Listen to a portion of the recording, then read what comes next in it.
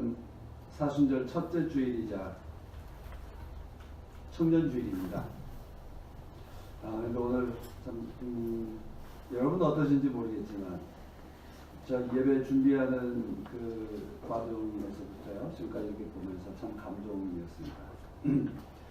교회에 청년이 있다는 그 즐거움, 기쁨 이런 생각이 듭니다.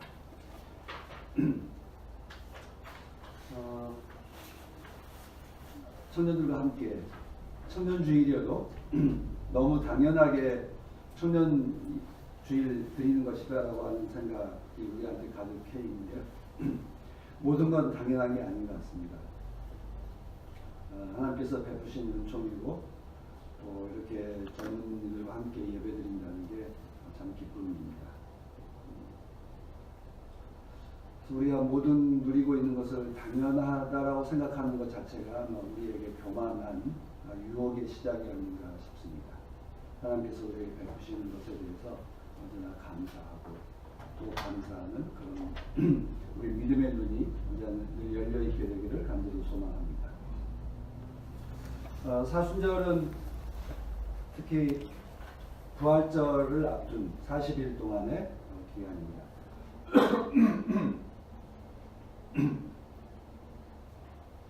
부활절을 준비하기 위해서 주님의 고난에 삶의 어떤 참여하고 그 의미를 되새기는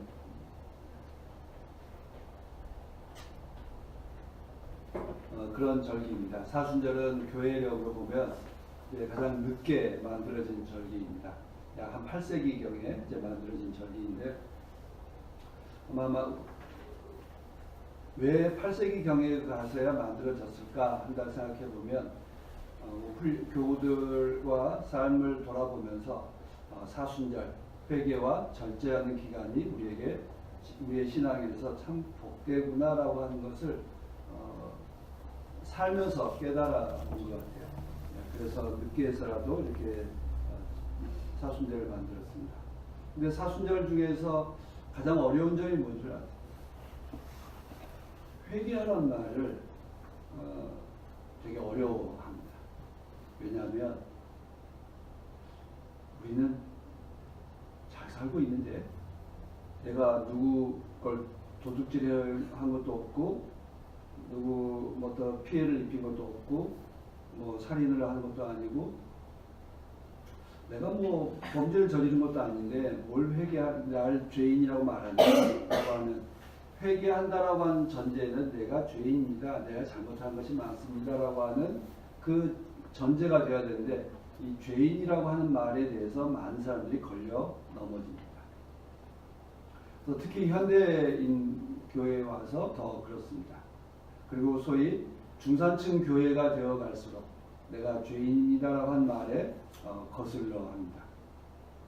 그래서 소위 잘 사는 교회, 잘 사는 사람들이 모이는 교회일수록 죄인이다라는 말을 싫어하고 그리고 죄인이라고 하는 말을 기초해서 회개하라는 말도 역시 싫어합니다. 그래서 이 사순절이라고 하는 그 절기가 교회력 가운데서 힘들고 어려운 절기입니다. 회개한다. 내가 죄인이다라고 하는 걸 인정한 데서 회개하는 건데 그 회개가 되지 않습니다. 절제하는 건 뭐 동정심의 기초에서 내 삶에 대한 성찰의 의미에서 절제한다라고 하는 것에 대해서는 별로 사람들이 거부감이 없습니다. 그런데 죄인입니다. 회개합시다라고 하는 말을 별로 달가워하지 않습니다. 그래서 회개와 절제를 가르치는 사순절의 첫 주일에 아마 우리가 주님께서 그 회개와 절제가 무엇인지를 우리에게 보여주는 첫 대목으로 이렇게 주님께서 유혹당한 말씀을 우리가 읽기 시작합니다. 우리에게 유혹은 어떻게 다가올까? 바로 그것은 내가 죄인이 아니다라고 하는 데서부터 유혹이 시작합니다. 우리가 살아가면서 유혹을 우리 많이 받는다고 생각하는데 여러분 이제 그 오늘 성경 본문에는 2절에 뭐라고 그랬죠? 40일 동안 악마에게 시험을 받으셨다 이렇게 되어 있습니다. 시험을 받으셨다라고 하는 말, 우리는 굉장히 익숙한 표현이죠. 근데 한글 성경 가운데 유혹을 받으셨다라고 번역한 성경도 있어요. 공동 번역은 유혹을 받으셨다고 있고요. 개역하고 새 번역 그리고 다른 성경들은 시험을 받으셨다 이렇게 번역을 해놨습니다. 여러분 시험하고 유혹하고 어떻게 느낌이 차이가 있나요? 시험 당했다, 시험하다, 테스트. 그건 뭘 의미죠? 잘하는지 점수를 매기고 어떤 객관적인 어떤 자료를 분석하기 위해서 테스트하죠. 시험을 하죠. 객관적인 걸 자료를 만들어내기 위한 겁니다. 근데 유혹하다라고 하는 건 사전적 의미로 보면 꿰어서 나쁜 길로 가게 하다라고 하는 의미예요. 그러니까 유혹하다와 시험하다는 전혀 다른 맥락입니다. 그런데 우린 성경에 보면 이 말이 혼용되어서 쓰고 있습니다.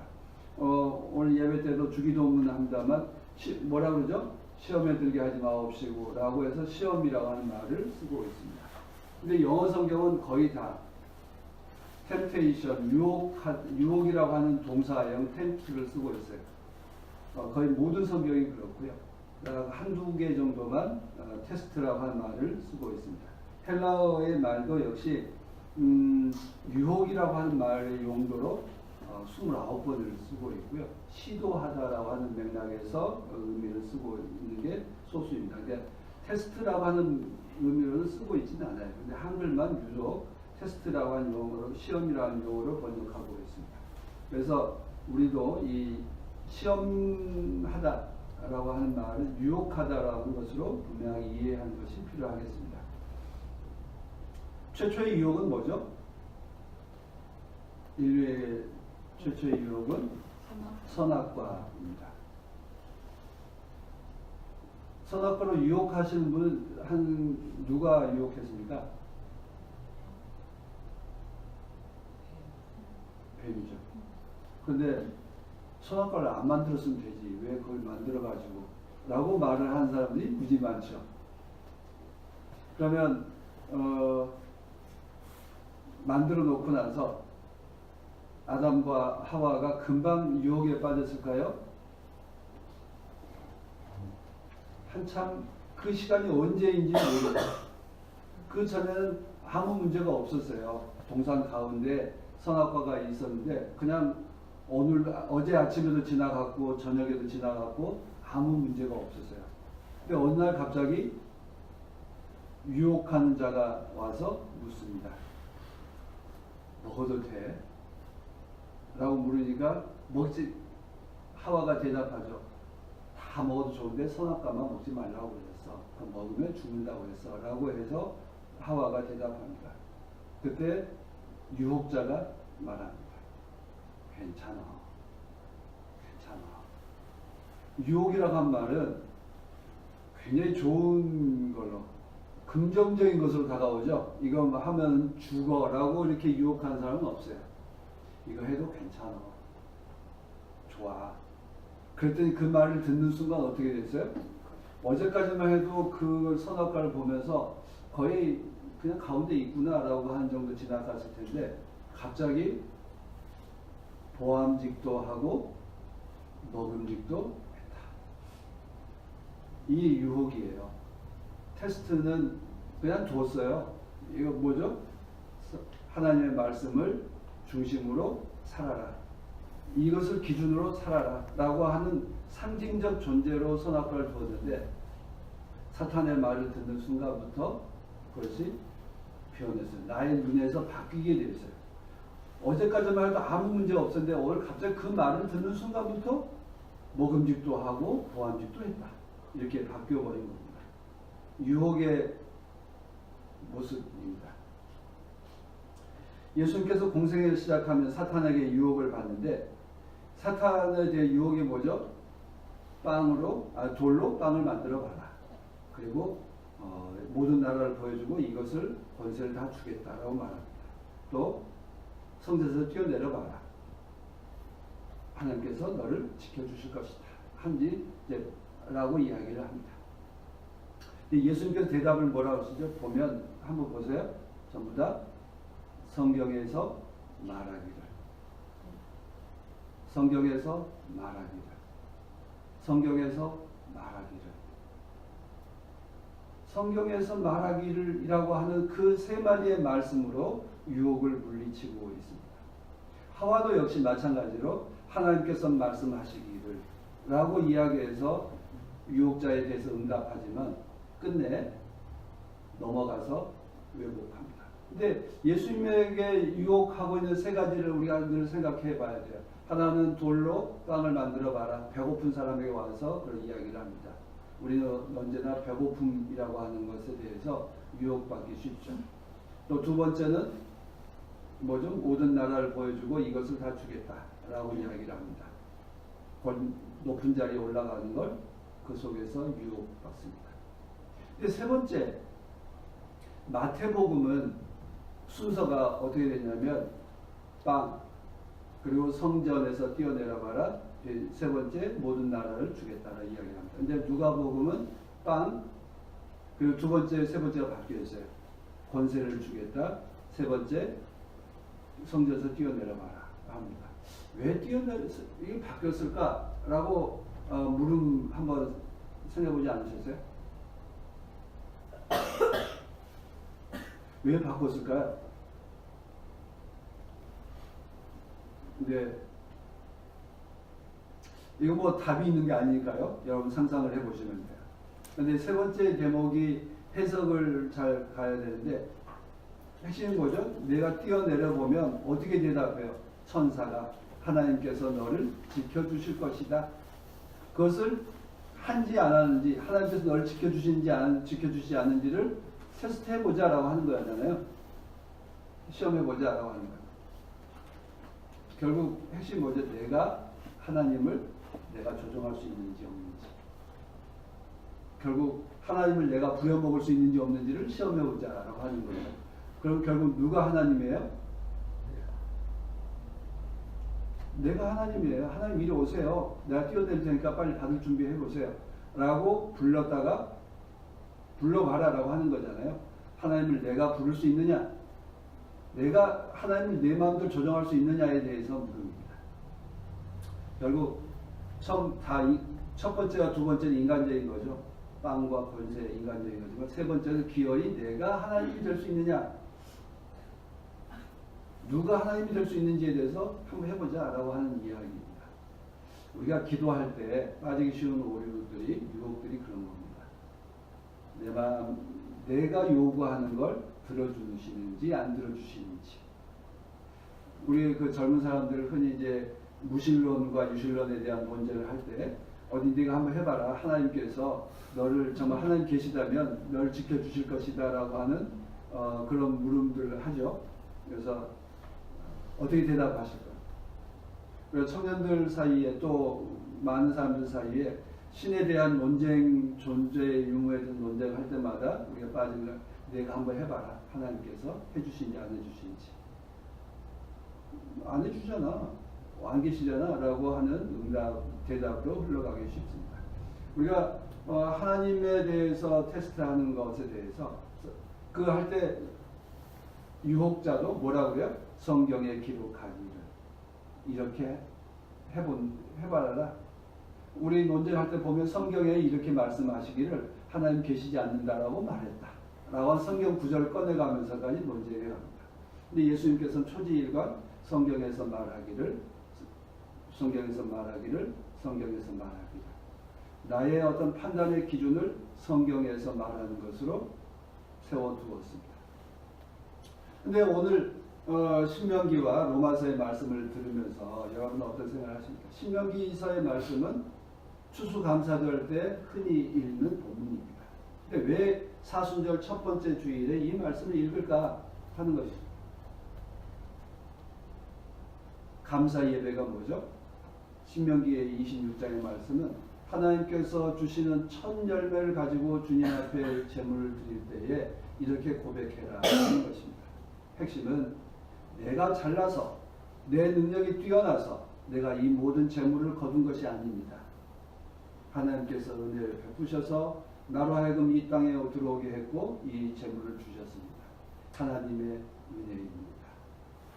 감사의 핵심이 하나님의 은혜입니다라고 하는 것입니다.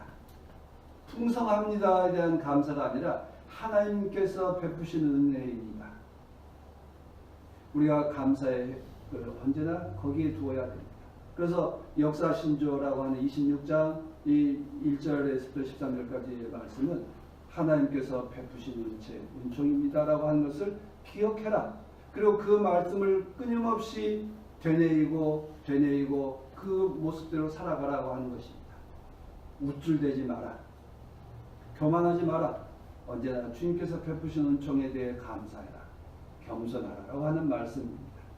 로마서의 말씀은 유대 교인들에게, 유대 그리스도인들에게 주시는 말씀이었습니다. 근데 그 말씀에 대해서 내가 잘나서 하나님의 말씀을 담당한 유대인이 된 것이 아니다. 하나님께서 내가 잘나서 너를 구원한 것이 아니다. 그리스도가 주님이 나사렛 예수가 그리스도이십니다라고 하는 말을 통해서 구원해 주셨습니다라고 하는 고백입니다. 그리고 그 고백은 유대인이나 헬라인이나 모든 사람에게 베푸신 하나님의 은총입니다라고 하는 그 고백할 때 하나님께서 구원을 베푸셨습니다라고 하는 것입니다. 우리가 누리고 있는 이 모든 것, 물질도 하나님의 은총이요, 우리가 누리고 있는 구원의 기쁨도 하나님께서 베푸신 은총입니다라고 하는 것을 기억하라고 하는 것입니다. 이것이 우리로 하여금 교만하지 않도록 언제나 겸손한 자리에 서 있도록 가르쳐 주시는 말씀입니다. 이 말씀이 우리로 하여금 유혹당하지 말라. 높은 자리에 올라갈수록 유혹당하지 말라고 하는 것입니다. 근데 오늘 제가 청년회가 준 본문을 택하지 않고 사순절 본문 말씀을 택했습니다.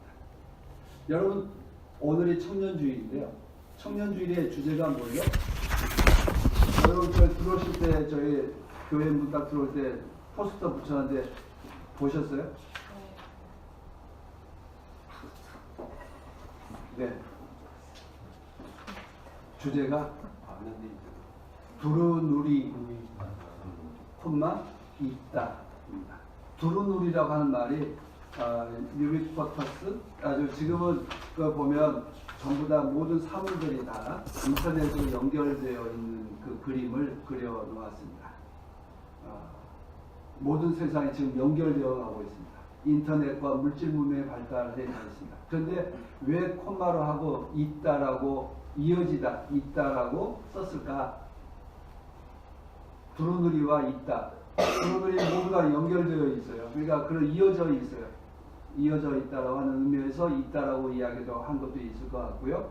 두 번째는 세상은 두루누리 다 이렇게 연결되어 있지만 사람들 관계는 정말 이어져 있을까? 세상은 발달하고 있는데 우리들의 관계는 정말 그렇게 이어져 가고 있을까에 대한 물음을 우리에게 던지고 있는 것 같습니다. 우리는 정말 하나의 공동체가 되어 있을까? 물질이 발달할수록 풍성해질수록 우리들은 감사와 겸손이 아니라 누리고 있는 것에 대한 만족과 이 만든 것에 대한 교만함 속에 빠져 들어가고 있습니다. 지금 청년들이 힘들어하고 있는 것은 아까 우리 박주수 교우께서 기도하는 과정에서 고백되었습니다만 지금 어른들 세대가 지금 소위 해서 5, 60대, 70대 세상을 만들어 놓은 이 사람들의 생각이 뭐죠? 이만큼 만들어 놨으니 우쭐대고 이 세상에 대해서 만족해하고 있습니다. 그런데 정작 이 세상을 이어가야 될 세대의 젊은이들은 힘들어하고 있습니다. 고통스러워하고 있습니다. 일자리에 돈은 넘쳐가고 일자리도 많은 것 같지만 실제로 젊은이들이 일자리가 없어서 힘들어하고 돈이 없어서 힘들어합니다. 집은 우리 그 나라 전체적으로 보급률, 주택 보급률이 100%가 훨씬 넘어가 있습니다. 그런데 청년들은 정말 집 구하기가 힘들어하고 있습니다.